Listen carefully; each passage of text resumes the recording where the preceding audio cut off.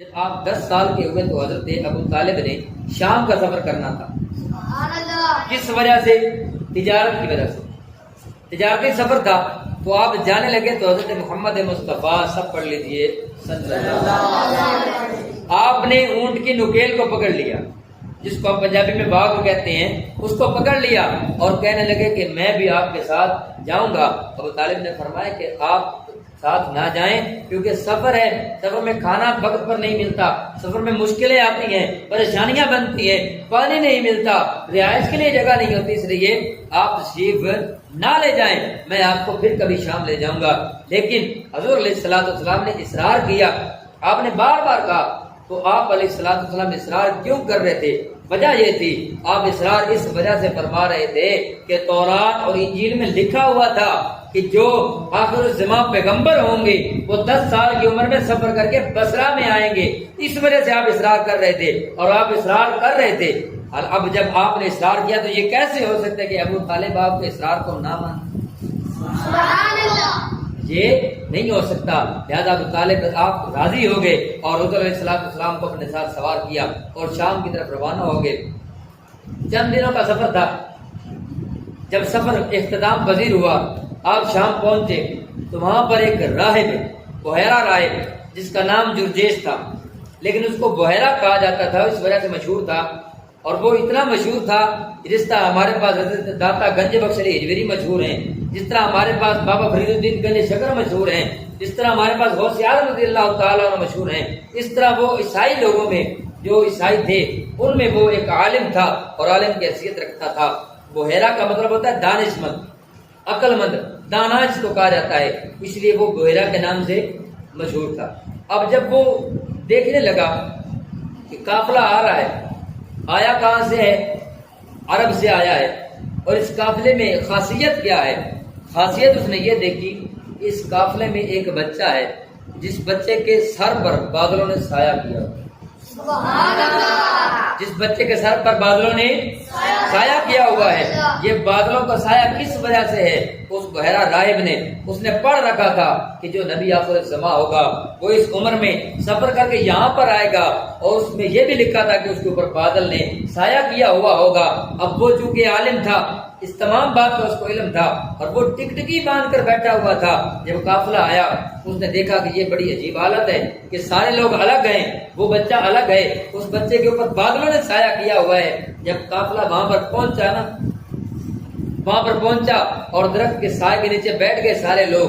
جب نبی رحمت علیہ الصلوۃ والسلام تشریف لائے تو سائے میں کوئی بھی جگہ موجود نہیں، درخت کے سائے میں کوئی جگہ نہیں تھی کہ حضور وہاں پر تشریف فرما ہوتے. اس لیے آپ علیہ الصلوۃ والسلام سائے سے پیچھے ہی بیٹھ، یعنی کہ دھوپ پر بیٹھ گئے. جب آپ صلی اللہ تعالی علیہ وسلم دھوپ پر تشریف فرما ہوئے تو درخت نے پہچان لیا کہ یہ آخر الزمان نبی ہیں. درخت نے پہچان لیا یہی آخر الزمان نبی ہے. اب درخت نے ساری چھاؤں کو اکٹھا کیا اور سرکار کے اوپر چھاؤں کر اور درخت نو کہیں دسے بھی یہ نبی نے. حضور فرماتے ہیں کہ انسانوں اور جنوں کے علاوہ ہر چیز کو پتا ہے کہ میں خاتم النبیین ہوں، میں اللہ کا آخری نبی ہوں، یہ ہر چیز کو پتا ہے. اب درخت نے جب سایہ آپ کو اوپر کیا تو قافلے والے حیران ہو گئے کہ یہ کیسے ہو گیا؟ یہ درخت ایک طرف ہے، اپنا سایہ دوسری طرف کر رہا ہے، حالانکہ اس طرف سایہ ہونا نہیں چاہیے تھا. تو حضور علیہ السلام کے اوپر سایہ کر کے درخت نے بتایا کہ یہ بندہ، یہ بچہ کوئی عام بچہ نہیں ہے، یہ بڑی عظمتوں اور شانوں والا نبی ہے. اب بحیرہ راہب نے کہا کہ کوئی طریقہ ایسا ہو کہ میں اس کے قریب جا کر بات کروں. تو اس نے سوچا کہ میں تمام قافلے والوں کی دعوت کرتا ہوں. کیا کرتا ہوں؟ تمام قافلے والوں کی کیا کرتا ہوں؟ دعوت کرتا ہوں. اس نے پیغام بھیجا. پیغام کیا بھیجا بلکہ وہ خود چل کر آیا اور آ کے قافلے کے امیر حضرت ابو طالب سے کہنے لگا کہ میں چاہتا ہوں کہ آج دوپہر کا کھانا آپ میرے ساتھ کھائیں، میں آپ کی دعوت کرنا چاہتا ہوں. لوگ بڑے حیران ہوئے کہ قافلے تو پہلے بھی آتے تھے، کبھی اس راہب نے قافلے کی طرف توجہ نہیں کی، کبھی اس راہب نے یہ نہیں کہا کہ آؤ پانی پی لو یا کھانا کھا لو، نہیں. بلکہ آج کیا وجہ ہے، یہ پورے قافلے کی دعوت کر رہا ہے اور کہہ رہا ہے کہ تمام لوگ آ جاؤ، میں تمام لوگوں کی دعوت کرتا ہوں اور میں آپ کو کھانا کھلاتا ہوں۔ آخرکار ایک بندے نے پوچھ لیا کہ بحیرہ کیا وجہ ہے، بحیرہ وجہ کیا ہے کہ پہلے تو کبھی پانی نہیں پوچھتا تھا اور آج جو ہے وہ بڑا سچے بنا ہوا ہے اور یہاں پر آ کر کہہ رہا ہے کہ میں آپ کی دعوت کرنا چاہتا ہوں، آپ نے کھانا میرے پاس کھانا ہے۔ باہر کے دعوت کو قبول کر لیا گیا، کھانا تیار ہو گیا، اب سب لوگ آ رہے ہیں، قافلے والے اس کے پاس آتے جا رہے ہیں، وہ دروازے پر کھڑا ہو کے ٹکٹکی باندھ کے ایک ایک بندے کو چیک کر رہا ہے کہ کون داخل ہو رہا ہے۔ جب سارے داخل ہو گئے اس نے پوچھا کوئی رہ تو نہیں گیا؟ اس نے کیا پوچھا؟ کوئی رہ تو نہیں گیا جو پیچھے ہو؟ تو حضرت ابو طالب نے فرمایا کہ ہاں ایک بچہ رہ گیا ہے جس کو ہم نے اپنے قافلے والے کے سامان کے پاس چھوڑا ہے تاکہ وہ سامان کی حفاظت کرے۔ وہ کہنے لگا کہ جس کے لیے میں نے بزم سجائی ہے، جس کے لیے میں نے یہ سارا انتظام کیا ہے، اگر وہی نہیں آئیں گے تو دعوت کیسے ہوگی؟ اس بچے کو بھی بلا لو، آج کے دن کوئی بھی آزاد ہو یا غلام ہو، بچہ ہو یا بڑا ہو، باہر کوئی نہیں ہونا چاہیے، تمام لوگوں کو اندر لے کر آؤ۔ جب حضور علیہ السلام تشریف لائے تو لوگوں نے کھانا کھایا، اب کھانے سے فارغ ہو کر جب بیٹھ گئے تو بحیرہ راہب نے سرکار دو عالم صلی اللہ تعالی علیہ وسلم سے بات کرنے کی کوشش کیا؟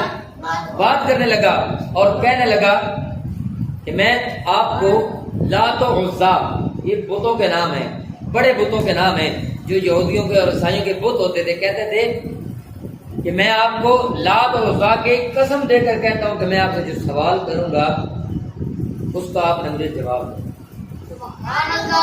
میں آپ سے کیا کروں گا؟ سوال کروں گا۔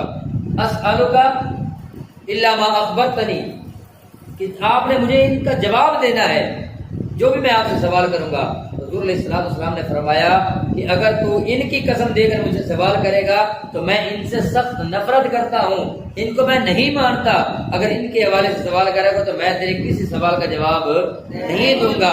وہ بحیرہ کہنے لگا فباللہ اما اسألک الا ما اخبرتنی اما اسألک عنہ، کہ اب میں تجھے اللہ کی قسم کہہ کر یہ سوال کرتا ہوں کہ جو بھی میں تجھ سے پوچھوں گا اس کا مجھے تو جواب دے گا۔ تو حضور علیہ السلام نے فرمایا ٹھیک ہے کہ تو مجھ سے جو بھی سوال کرے گا میں اس کا صحیح جواب دیتا رہوں گا۔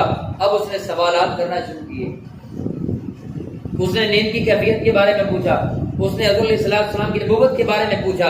سارے سوال کرنے کے بعد اس نے کہا کہ آپ پشت مبارک میری طرف کیجیے۔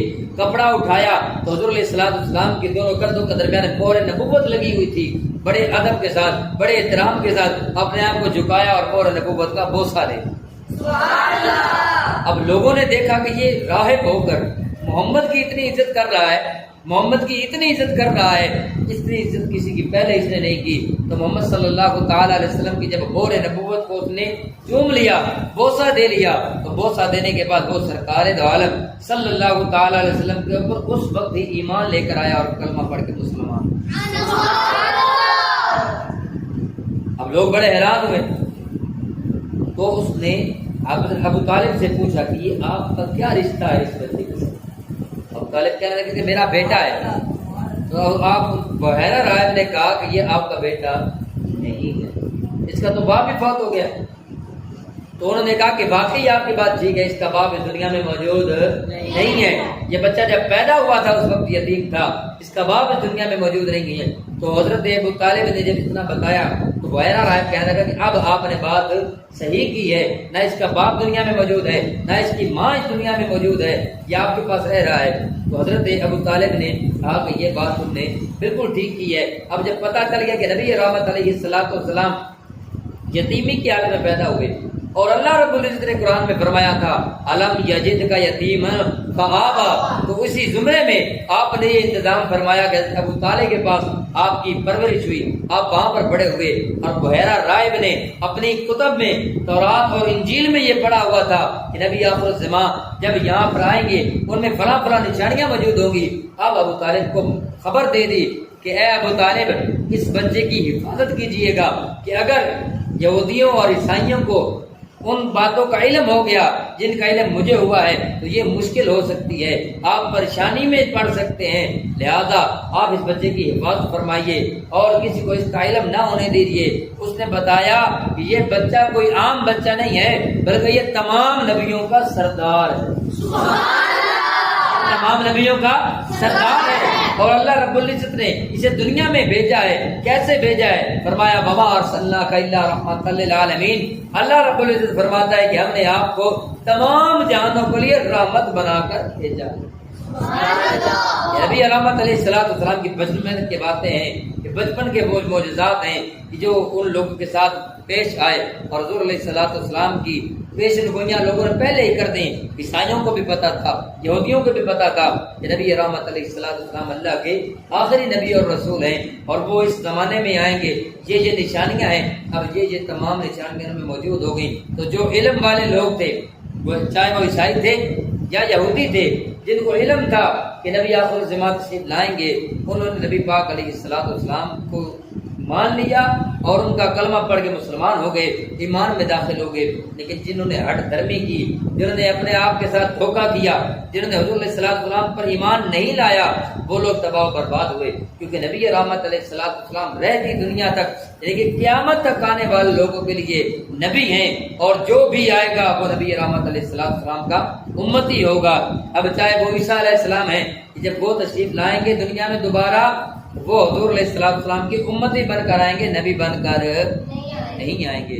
تو گرامی قدر